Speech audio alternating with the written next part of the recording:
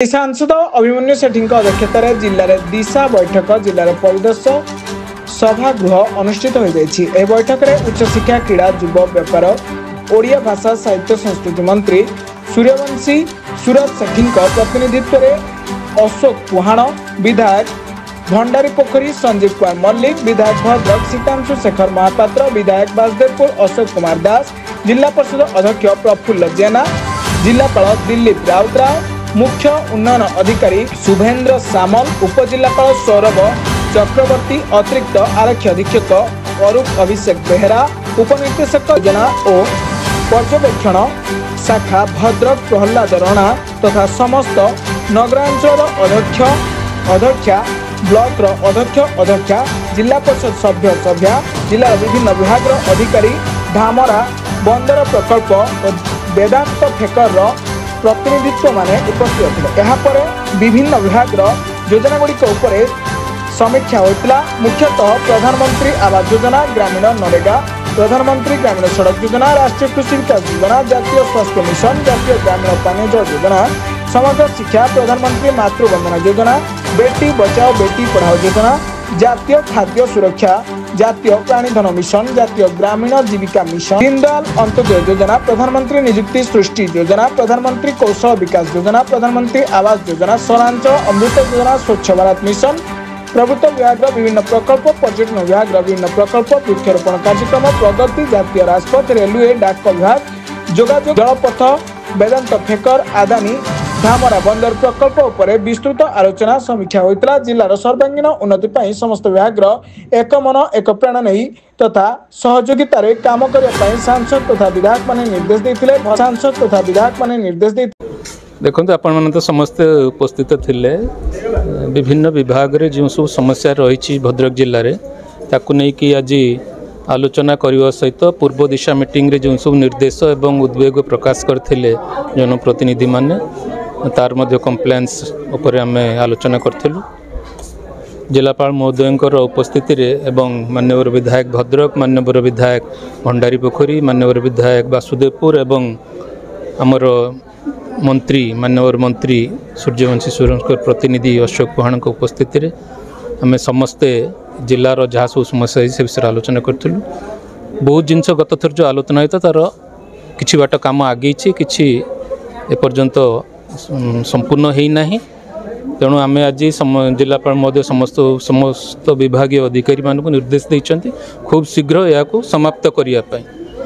आगामी दिन मानक निश्चित भाव में भावुची आम समस्ते समस्त जनप्रतिनिधि एवं प्रशासनिक अधिकारी माने जदि एकत्र होइकी एवं निष्ठार सहित काम करती भद्रक निश्चित भाव में जो समस्या रही तार समाधान हो पार। देखो विभिन्न विभाग थे आरडी थे आरडी 1 2 RNB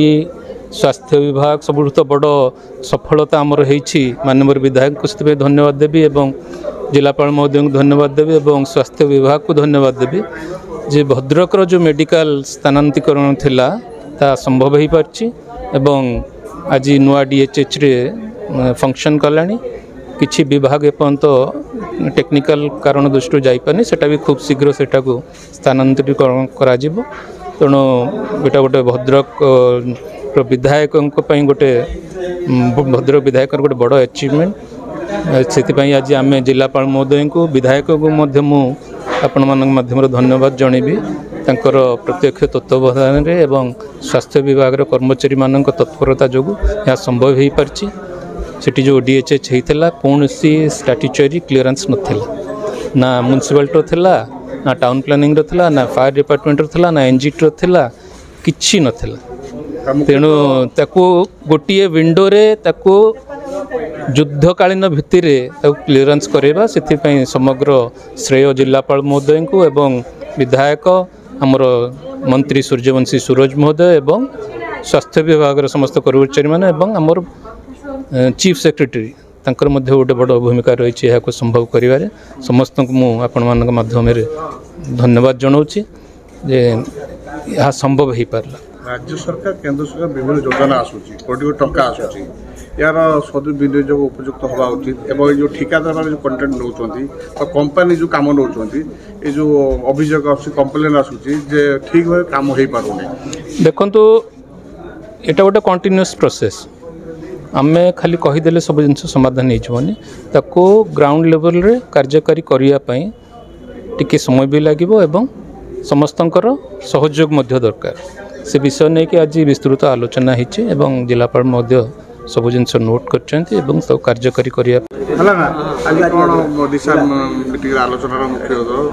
ଦେଖନ୍ତୁ, ଆଜି ଜିଲ୍ଲା ପରିଷଦ ସମ୍ମିଳନୀ କକ୍ଷରେ ଆଜି ତୃତୀୟ ଦିଶା ବୈଠକ ଅନୁଷ୍ଠିତ ହୋଇଥିଲା ମାନ୍ୟବର ସାଂସଦଙ୍କ ଅଧ୍ୟକ୍ଷତାରେ। ଜିଲ୍ଲାରେ ଯେଉଁ ପ୍ରକଳ୍ପ ଗୁଡ଼ିକ କାର୍ଯ୍ୟକାରୀ ହେଉଛି, ଯେପରି ଆପଣଙ୍କ RWSS ହେଉ କିମ୍ବା RD ହେଉ, RNB ହେଉ, ସ୍ୱାସ୍ଥ୍ୟ ବି ହେଉ, ଶିକ୍ଷା ହେଉ, ଗମନାଗମନ ହେଉ, ପାନୀୟ ଜଳ ହେଉ, ଏସବୁ ବିଷୟରେ ପୁଙ୍ଖାନୁପୁଙ୍ଖ ଭାବେ ଅଧିକାରୀମାନଙ୍କ ସହିତ ଆଲୋଚନା ହୋଇଥିଲା ଏବଂ ଯେଉଁ ପ୍ରକଳ୍ପ ଗୁଡ଼ିକ ସରିନାହିଁ ତାହା କିପରି ତ୍ୱରିତ